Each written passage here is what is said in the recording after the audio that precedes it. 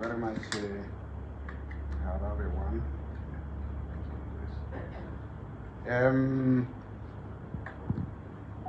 In attempting to respond to some of the issues, let me say firstly, I am the acting president of the party, Triple C, together with the leadership that remains, which was elected by the owners of the party at the Gweru Congress.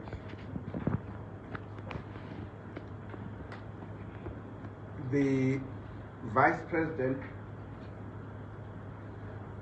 Honorable Gore, is here. He was elected to that position at the Congress in Gweru. The Secretary General, Honorable Wende, is here. Was elected to that position at the Gweru Congress. The rest of the leadership you see here were appointed by us after the Gweru Congress.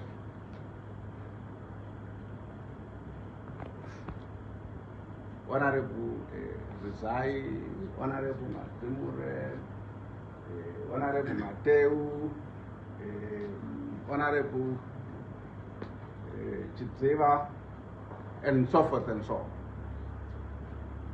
So you must understand that this is the leadership elected at Gweru,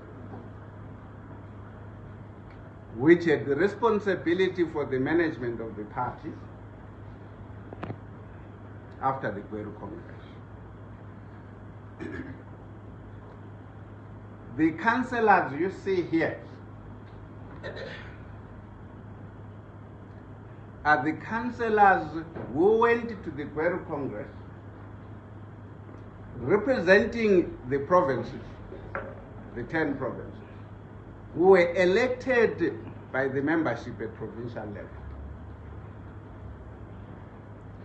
Of course, others have fallen by the wayside, others have left. A political organization is by definition a voluntary association. Those who leave are replaced by those who remain. That's in the nature of all organizations. It's not necessary for us to detail how many, the numbers. They are here, you can see them, take pictures. They were there in Gweru.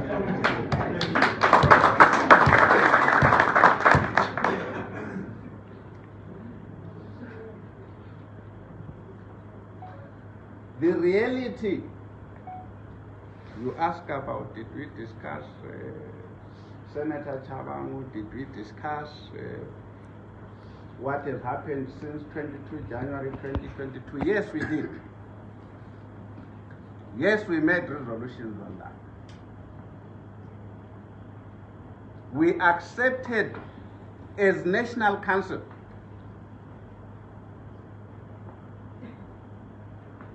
that we slept on duty. We accepted that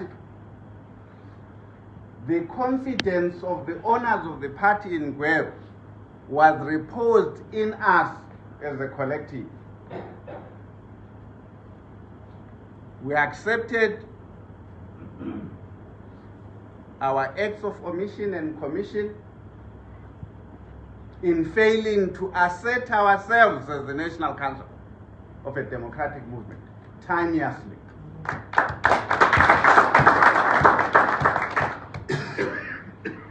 But they say better late than never. We have asserted that authority. We are asserting that authority as the National Council. We have a responsibility to report it to the next Congress what we did well, what we failed to do, and for the owners of the party at that Congress to decide whether they still trust any one of us to continue to repose any confidence in us, or to select from among themselves a different leadership. Our main task, as things stand now, is not only to evaluate the state of the party, to rebuild the party, its organs and its structures, but also as council to take full control of the party in its relationship with the members, in its relationship with the state and state institutions.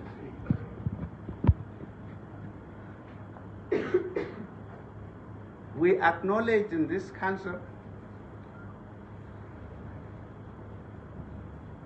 that the state and some state institutions, from the judiciary through parliament, ZEC,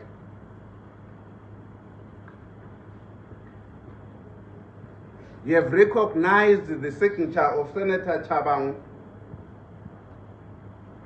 as the signature representing the party. We acknowledge that, contrary to what some of us have said in the past, that we didn't know Senator Chabang, we did. He was a member of this body. He was a member of the National Executive. He was a member of the National Council. He attended the fateful meeting of 22 January 2022. But he was not the Secretary General.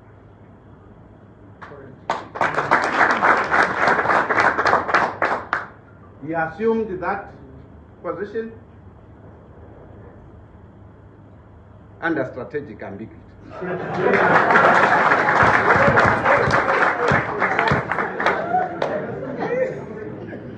Therefore, it behoves us, and we so resolved. We must engage him as council, as a member of council, to resolve this issue. What should be his role going forward? We further resolved to engage the state and state institutions with a view to regaining full control of the party, for the state institutions to recognize that decisions of this party are made by this body and communicated by persons authorized by this body.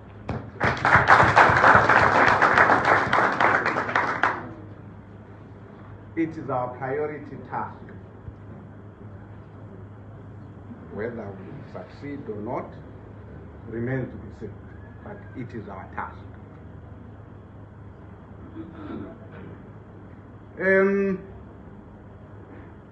Further than that, you ask how much damage has been done. It's self-evident. I don't know any of you, I can't see because of the lights, among you who speak in Ndebele. There's an expression in Ndebele which says, ubuza inja enduna ikuflathela.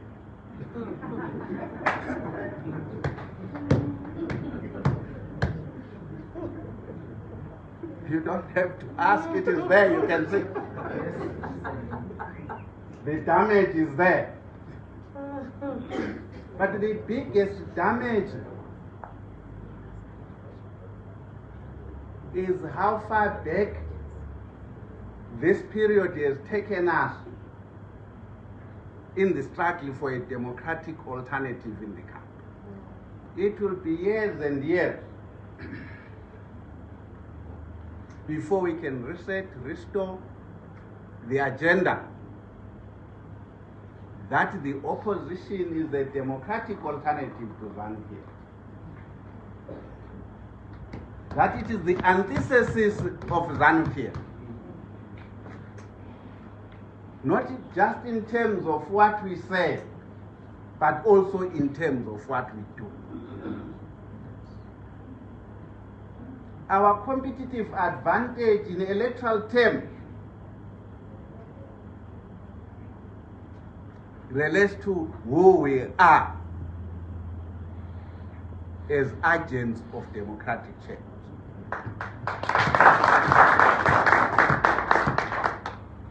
When we begin to look like ZANU-PF,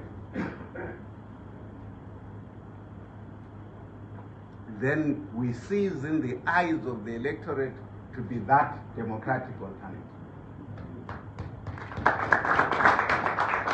So we are not underestimating the task that faces us. It's huge. The damage has been immense.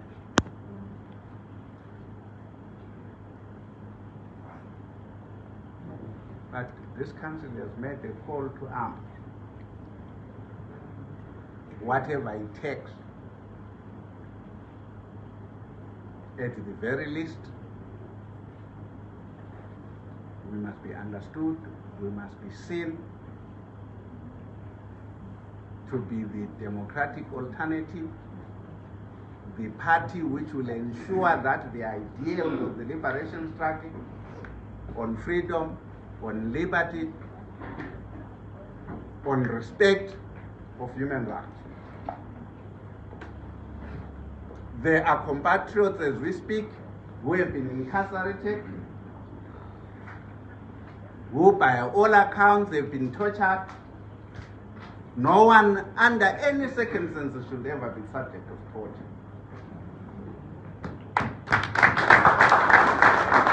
We may differ with them in our politics, but we demand that their human rights be respected.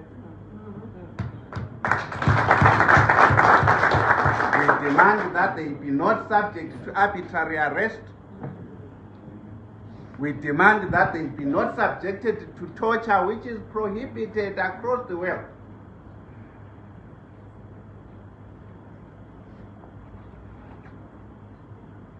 You don't have to be our friend, you don't have to be our political ally to be entitled to enjoy those freedoms. We stand firm on it.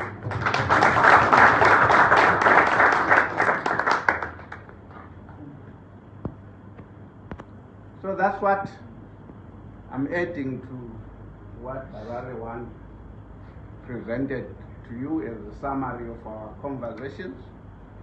If you have further questions, you will take them. Thank you very much. Thank you. I do understand you are pressed for time as journalist. So in consideration, I'll probably take one, but I do respect the desire to meet deadlines. But I think the point that we're making is that a journey of 1,000 steps, you begin with one step. We had the democratic ideals that we began from the Working People's Conventions to the point that we are here now, and the various transformations that we have seen us get into government, out of government, build constitutions, not only for the party, but including the constitution that this country is currently utilizing. It is a constitution that we participated in. And in all those processes, we were guided by a set of values. And those values were not personal, they were objective, normative, and in sync with contemporary understanding of human rights, democratic principles, and good governance principles. And it is that understanding where the collective matters more than the individual, where we believe that for anything happens to any one of us, we are living institutions and a country that can continue based on the values that would have agreed with each other, and not based on personal issues. So that is where we are. We will rebuild it again, as the President said, and we will take the time it requires. We've done it before, we can do it again. Thank you. One thing that the chairman reminds me I should speak to just briefly. We debated and discussed the issue of the 2018-2023 elections. Not necessarily on the outcomes of those elections, but on the numerous observer mission recommendations. There were recommendations that came from internal observers. There were recommendations which came from SATA and the other observer missions, which pointed to certain ills in our electoral system. We believe it is important that we have a conversation with government and ZANU-PF on this, so that we do not get to the next election whenever they are, before those critical issues have been addressed. Thank you very much. I think you want to leave now? It's a follow-up. One last one. I think this one is a follow-up that has been raised from his just last interventions. It seems he is saying that we are now focused at the results of the election, at the process of the election, not the results of the election. I just wanted to understand from a party perspective, what is your position on the past election? Would you call it a free, fair, and credible election as far as the last election is concerned? Since you are now more worried about focusing on the processes of an election, not the actual result of the election. It doesn't matter whether it was free or fair. I want to understand, what's your position? I'm answering you, wait for the full answer. It doesn't matter whether it was free and fair. It doesn't matter whether its outcome was legitimate or illegitimate. The fact of the matter is that we have a government which is in control of the country. The fact of the matter is that if we are not careful and do the same mistakes we did between 2018 and 2023, you will get to the next elections with all of those good recommendations unaddressed. We are saying we want to refocus our attention to those. We wouldn't be refocusing our attention to those if the election was free and fair. If the election had no issues, it had issues. That's why we want together as Zimbabweans to look at those observer mission reports and say, let's do what can be done to stop this cycle of disputed election after disputed election, so we keep going round and round and circles. So let's have a break with that past. Thank you. We've reached the end of our session, and then we'll continue with our proceedings. And once again, I want to thank you for coming at such a short notice.